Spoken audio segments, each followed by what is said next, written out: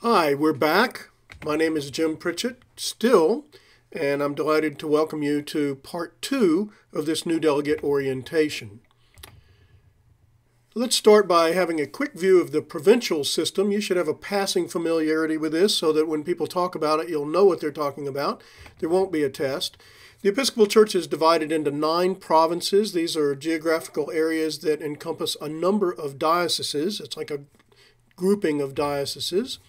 Provincial synods meet twice in the 3 years between General Convention, and deputies to General Convention are also delegates to their provincial synod. So we are in Province 4, and as you can see, there's our map of Province 4, which encompasses 20 dioceses in the southeast United States, and we will have our provincial synod in June of 2011, and then again in 2012 before we go to General Convention. Now, a quick guide to some of the convention basics. The bishop is the regular presiding officer of convention. Convention uses rules of order, and that is mostly on Saturday when we have votes. You'll get the convention edition of the Highland Episcopalian, and you'll probably get that at home before you come, but you'll also have a copy of it in your packet. And you will get, when you sign up, you'll get when you register, you'll get a packet and a schedule. So don't worry about trying to remember all this stuff. It's going to be in there. Thursday night, we're going to gather in the gymnasium at 7 to call the convention to order and to sing. We're going to have a great time singing, I think. And then we're going to go to breakout groups. In picking your group, we want you to follow your passion, but we also hope that delegations will split up so that you can cover as much territory as possible. There'll be folks to give you directions to go to your group. Each group will have a facilitator to explain the process. And here is a list of the groups: support for small parishes and congregational vitality, teaching and spirituality for youth, children, and adults, stewardship financial, stewardship time, talent, care of the earth, anything else related to stewardship, connecting people, communications, youth and Camp Henry, college and young adults, justice and outreach. You're going to be asked 2 questions about the topic for your group. First, list 1 or more successes you've seen in your parish or the diocese around your topic in the last few years. What has worked well? And second, if money were no object, what would you like to see happen in your congregation or in the diocese in the future? Dream as God dreams.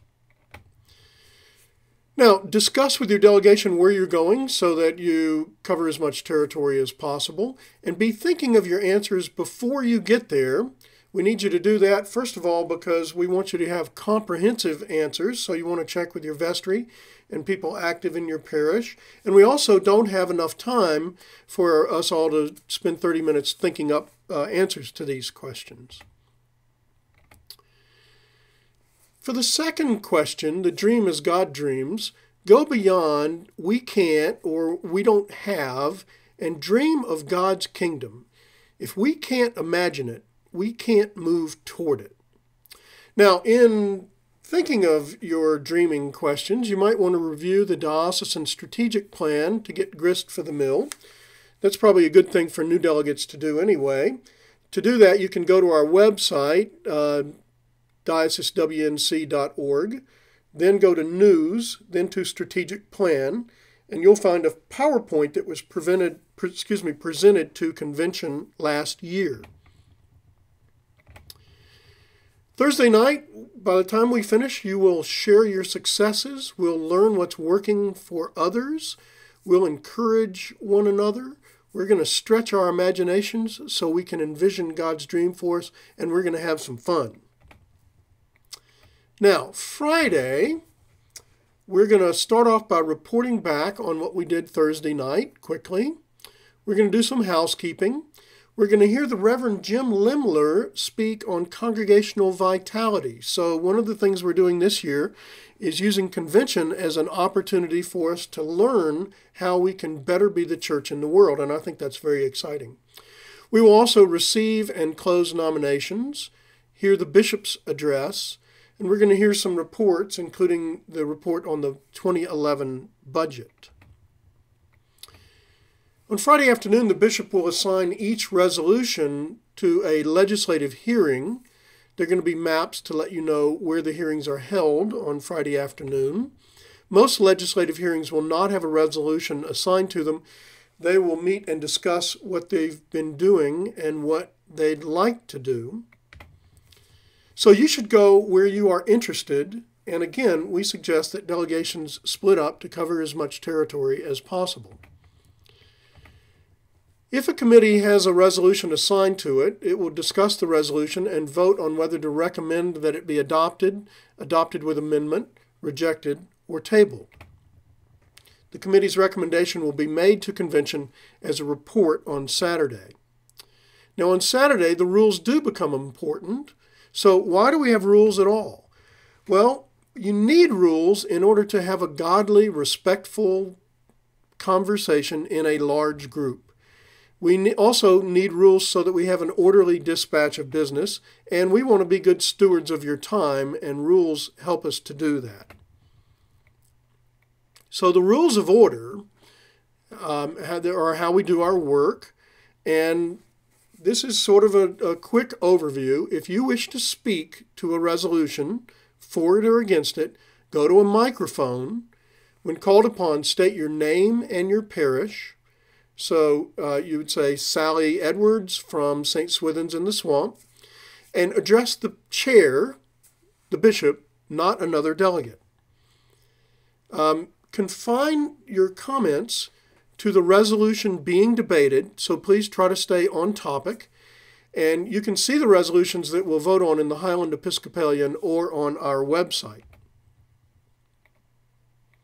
Now, we will vote on resolutions, and there are different ways that we do this, both resolutions and some elections. Sometimes we have voice votes. Sometimes we have card votes. And if you're a new delegate, it's helpful to know that in your packet you're going to have a red card and a green card. And when we start voting, you need to have those handy because it's easy to miss a vote because you're looking for your cards. So you want to have those handy, and you'll raise a green card to vote aye and a red card to vote nay. Sometimes we have tellers counting votes, in which case to vote yes for a resolution you would stand and the tellers will count the folks, or you'll hold your card up and the tellers will count. There is a procedure for voting by orders, which means the priests and deacons vote separately from the laity, and for a resolution to pass, it has to have a majority in both the priests and deacons and the laity, and that requires 5 delegates to request that. Some general observations. Convention, I hope, will not be as confusing as this presentation is.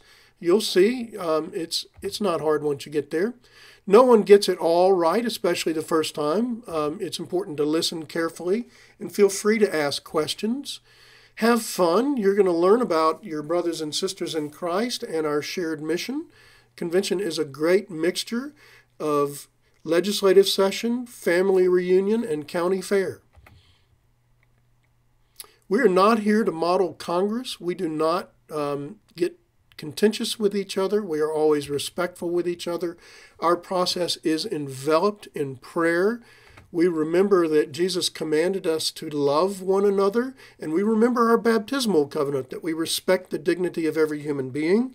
And I have not seen any indication in our conventions of anyone being disrespectful, even when there are difficult issues to deal with. An important part of your job as a delegate is to take it back home, discuss your experience, what happened, and what you learned with your vestry and your congregation. That's a really important part of your duties as a delegate, and you need to ask the rector to schedule a time to make that happen. And finally, thank you for serving as a delegate to the annual convention of the Diocese of Western North Carolina. You are the church, and we depend on you to help us be God's hands and words and actions in the Diocese of Western North Carolina. God bless you. Thank you.